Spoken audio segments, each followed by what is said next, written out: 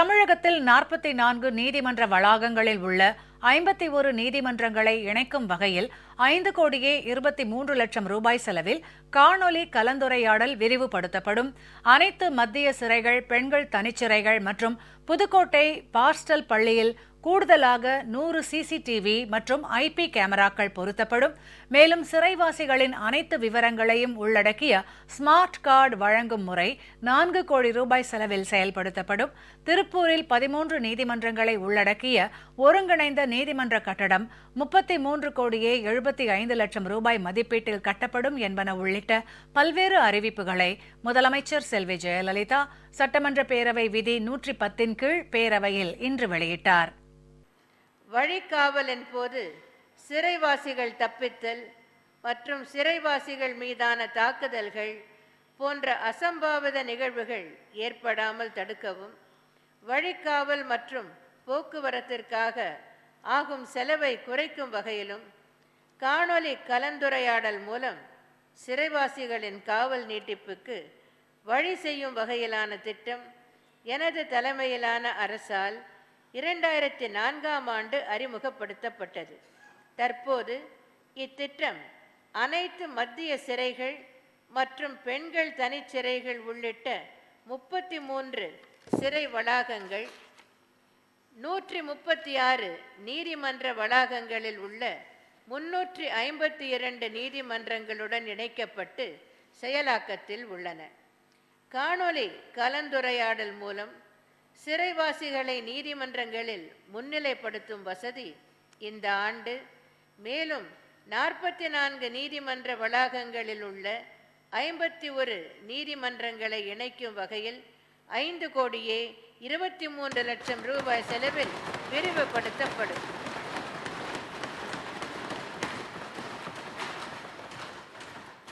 இரண்டு, சிறைகளின் பிரதான நுழைவு வாயில், நேர்காணல் அறை மற்றும் உயர் பாதுகாப்பு தொகுதிகள் போன்ற முக்கியமான இடங்களில் சிறைவாசிகள், பணியாளர்கள் மற்றும் பார்வையாளர்களின் நடவடிக்கைகளை கண்காணித்திட அனைத்து மத்திய சிறைகள், பெண்கள் தனிச்சிறைகள் மற்றும் புதுக்கோட்டை பாஸ்டல் பள்ளியில் கண்காணிப்பு கேமராக்கள் பொருத்தப்பட்டுள்ளன.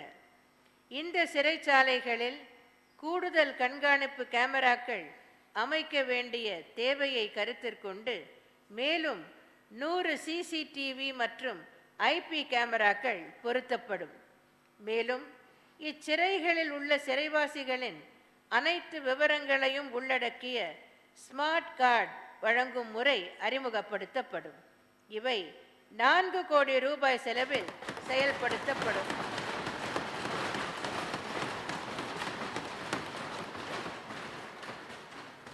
3, நீதித்துறை செவ்வனே செயல்பட தேவையான உட்கட்டமைப்பு வசதிகளை எனது தலைமையிலான அரசு ஏற்படுத்தி வருகிறது.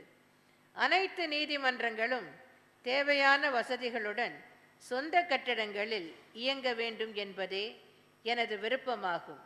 எனவேதான் கடந்த 5 ஆண்டுகளில் புதிய நீதிமன்ற கட்டடங்கள் மற்றும் நீதிபதிகளுக்கான குடியிருப்புகள் கட்டுவதற்காக 511 கோடி ரூபாய் ஒப்படைப்பு செய்து ஆணைகள் வெளியிடப்பட்டுள்ளன.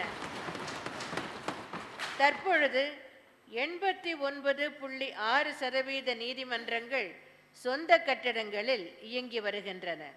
இந்த ஆண்டு திருப்பூர் மாவட்டம் திருப்பூரில் 13 நீதிமன்றங்களை உள்ளடக்கிய ஒருங்கிணைந்த நீதிமன்ற கட்டடம் 33 கோடியே 75 லட்சம் ரூபாய் மதிப்பீட்டில் கட்டப்படும். 4, திருவள்ளூர் மாவட்டம் திருவள்ளூரில் உள்ள ஒருங்கிணைந்த நீதிமன்ற வளாகத்தில் கூடுதலாக 8 நீதிபதிகளுக்கான குடியிருப்புகள் மற்றும் 2 சக்கர வாகனங்கள் நிறுத்தும் இடத்துடன் கூடிய 7 கூடுதல் நீதிமன்ற கட்டிடங்கள் 23 கோடியே 51 லட்சம் ரூபாய் மதிப்பீட்டில் கட்டப்படும். எனது இந்த அறிவிப்புகள் மூலம் திருப்பூரில் வாடகை கட்டடங்களில் இயங்கி வரும் நீதிமன்றங்கள் ஒருங்கிணைந்த நீதிமன்ற வளாகத்தில் செயல்படுவதோடு நீதிபதிகளுக்கும் குடியிருப்புகள் கிடைக்க வழிவகை ஏற்படும் என்பதை தெரிவித்துக் கொண்டு அமைகிறேன்.